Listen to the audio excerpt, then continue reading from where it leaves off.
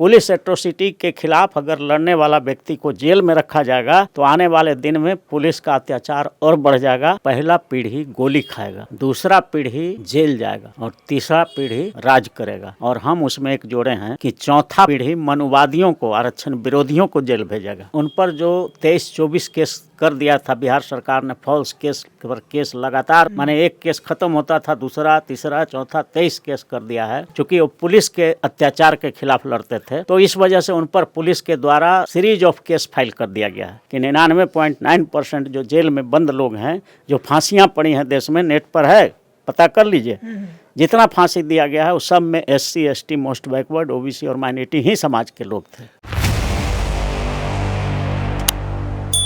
Golden दास एक चर्चित नाम जो लगभग 1 साल से अधिक से जेल में बंद है। वो लगातार वंचित समाज की आवाज़ उठाते थे।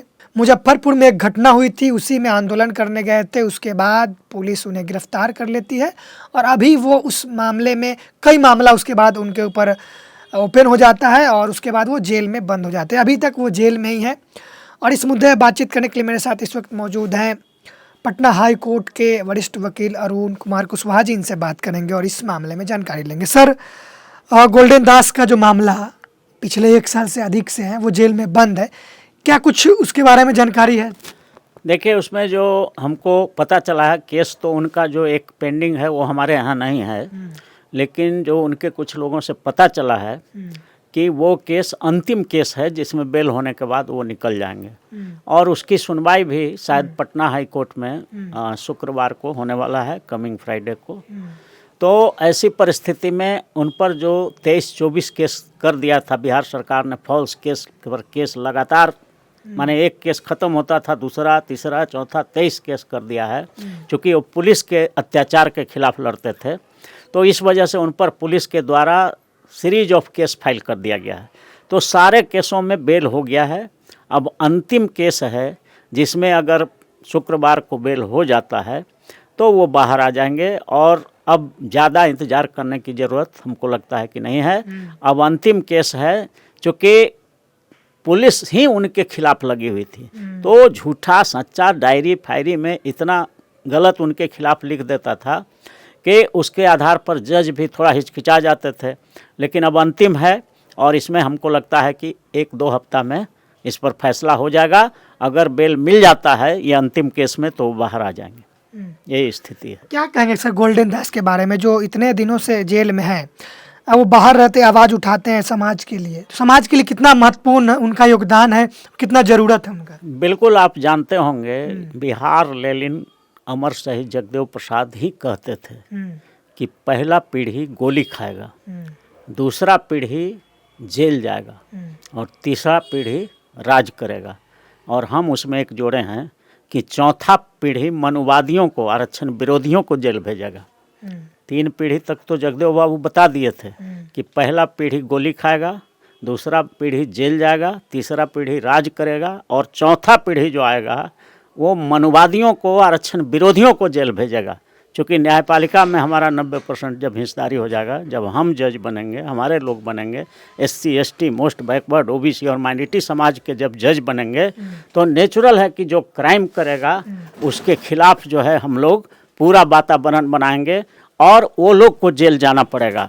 इसलिए हम टोटल मनुवादी लोगों से, आरक्षण विरोधी ताकतों से, संविधान विरोधी ताकतों से उनको आगाह कर देना चाहते हैं, चेता देना चाहते हैं कि तुम तो अपना जीवन काट लिए किसी तरह से, अत्याचार मत करो SC, ST, most backward, OBC और माइनॉरिटी पर। नहीं तो वो समय आ रहा है, तुम अपने लिए नहीं, अपने आने वाले बाल बच्चों का सोचो। जिस दिन शेड्यूल कास्ट, शेड्यूल ट्राइब, अति पिछड़ा, OBC और माइनॉरिटी का 90% जज हो जाएगा सुप्रीम कोर्ट और हाई कोर्ट और जिला न्यायालय में, उस दिन तुम्हारे लोग कहाँ जाएंगे? तुम अपने बच्चों का भविष्य खराब कर रहे हो। इस तरह से डिस्क्रिमिनेशन जजों को नहीं करना चाहिए, न्यायपूर्ण काम करना चाहिए और जो भी कानून के मुताबिक हो वही आदेश करना चाहिए। नहीं तो ये प्रक्रिया, ये जो प्रतिक्रिया होगी, जब आप निर्दोष लोगों को फंसाएंगे, निर्दोष लोगों को तंग करेंगे, जमानत नहीं देंगे, उनको जेल में रखेंगे, तो जब पलटेगा पासा जब हमारे लोग भरेंगे, शेड्यूल कास्ट के, शेड्यूल ट्राइब के, अति पिछड़ा के, ओबीसी और माइनॉरिटी समाज के लोग जब सुप्रीम कोर्ट में भर जाएंगे 90%, हाई कोर्ट में भर जाएंगे, जिला न्यायालय में भरेंगे, तो तुम्हारे बाल बच्चों को भी भारी फजीहत उठाना पड़ेगा। ये prejudice mind of supreme court, high court है। क्योंकि जज का भी तो समाज का ही आदमी है ना, तो उसका भी माइंड सेट होता है। देखिए, मैं बतला देना चाहता हूँ कि देश में कोई ऐसा केस नहीं है जिसमें अलाउ करने के लिए ग्राउंड ना हो, छोड़ने के लिए ग्राउंड ना हो और सजा देने के लिए ग्राउंड नहीं हो। दोनों पक्ष का ग्राउंड होता है। It totally depends upon the mindset of the जज। अब जज के दिमाग पर यह डिपेंड करता है कि हम उसको छोड़ना चाहते हैं, रिहाई करना चाहते हैं कि सजा देना चाहते हैं।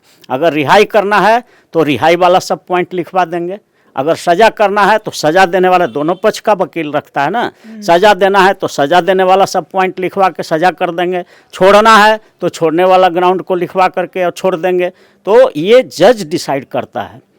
इसलिए दुनिया में कोई ऐसा केस नहीं है जिसमें सजा भी दिया जा सकता है, छोड़ा भी। तो जज अगर नहीं छोड़ना चाहता है प्रेजुडिस माइंड होकर के, तो नहीं भी छोड़ सकता है। और यही कारण है कि 99.9% जो जेल में बंद लोग हैं, जो फांसियां पड़ी हैं देश में, नेट पर है, पता कर लीजिए, जितना फांसी दिया गया है उस सब में SC ST, most backward, OBC और माइनॉरिटी ही समाज के लोग थे। तो गोल्डन दास जो आंदोलन करते हैं, समाज की आवाज़ उठाते थे, क्या उनके साथ भी ऐसा ही हो रहा है? बिल्कुल, वो शिकार हैं, मनोवाद के शिकार हैं, प्रेजुडिस माइंड के शिकार हैं। और नहीं तो जिस तरह का उस पर केस है गोल्डन दास पर, वो तो तुरंत बेल होना चाहिए। वो सामाजिक कार्य करता है, समाज के लिए, देश के लिए, दुनिया के लिए, पुलिस के एट्रोसिटी, अत्याचार के खिलाफ आवाज़ उठा रहा है, तो कोई जुर्म है क्या?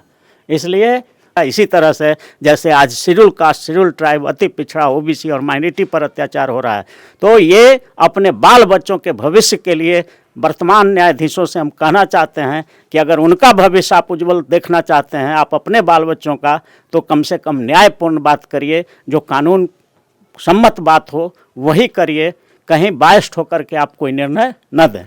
एक मूवी आई थी सर, जय भीम, उसमें दिखाया गया था कि कैसे SC ST OBC समाज के जो लोग हैं, अधिकतर लोग जेलों में बंद हैं, और जब उनका पूरा जीवन बीत जाता है, जब वो जेल से बाहर आते हैं, तो पता चलता है उन पर कोई केस ही नहीं था, वो कोई अपराध ही नहीं किए थे। तो ऐसे तमाम लोग हैं जो जेल में बंद हैं, अधिकतर SC ST OBC के लोग बंद हैं। इसमें कितनी सच्चाई है? एकदम बिल्कुल सच्चाई है। ये तो गन्ना है कि 95% जो है कैदी भारत में सब SC ST, most backward, OBC और माइनॉरिटी समाज के ही लोग हैं। और जितना फांसी भारत में अभी तक पड़ा है इस न्यायपालिका के द्वारा, उसमें 99.9% फांसी पड़ा है SC ST OBC माइनॉरिटी समाज का। पुलिस एट्रोसिटी के खिलाफ अगर लड़ने वाला व्यक्ति को जेल में रखा जाएगा तो आने वाले दिन में पुलिस का अत्याचार और बढ़ जाएगा और भारत जो है एकदम बिल्कुल गुलाम की तरह जीना शुरू कर देगा।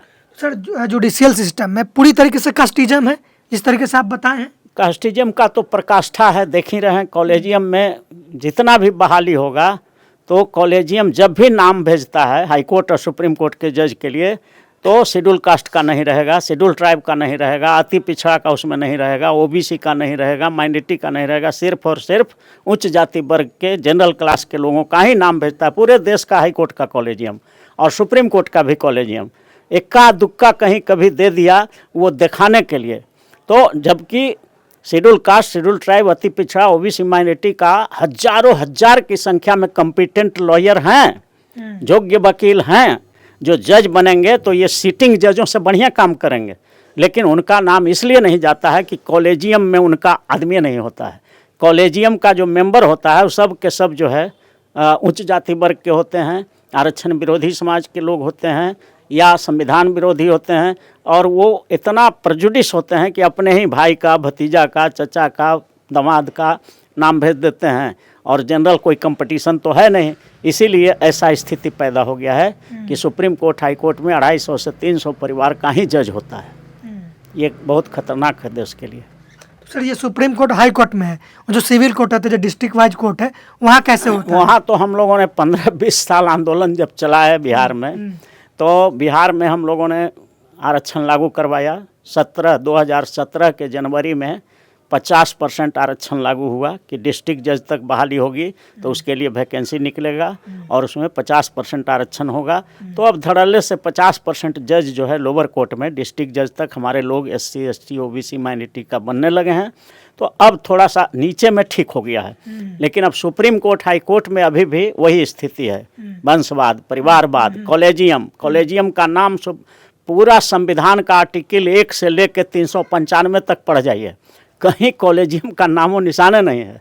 और ये कॉलेजियम बना दिया, असंवैधानिक है, मेरिट किलर है। जी, ये जुडिशियल की बात हो गई। और इधर आएंगे जब प्रशासनिक विभाग में पुलिस लोग जो होते हैं उसमें क्या स्थिति है सर? जैसा नहीं, उसमें तो रिजर्वेशन है ही, नहीं जो है सर, मंडल वो कमीशन माइंडसेट की बात कर रहे हैं कि अपराधी को देखकर सजा इस तरह। हाँ, वो भी होता है। वहाँ भी अगर माइंडसेट वाले आदमी हैं, अगर SC ST OBC का है तो वो आपको देखेगा कि हाँ जो जेन्युइन है वो काम करेगा, लेकिन जो प्रेजुडिस हो करके काम करेगा तो वो संविधान के खिलाफ है, कानून के खिलाफ है। वहाँ भी होता है प्रेजुडिस, इसीलिए ना होता है कि अपने चॉइस का अफसर को पोस्टिंग करवाता है लोग। चुनाव आयोग क्या करता है?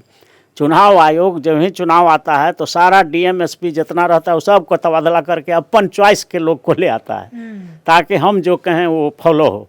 तो वहाँ भी डिस्क्रिमिनेशन होता है। तो अब गोल्डन दास लंबे समय तक रह गए जेल? हाँ, बहुत दिन रह गए और वो अब जल्द निकलेंगे। हमको लगता है 15-20 दिन में उनका फैसला आने वाला है अंतिम केस में। वो में बेल हो जाएगा तो बाहर आ जाएंगे।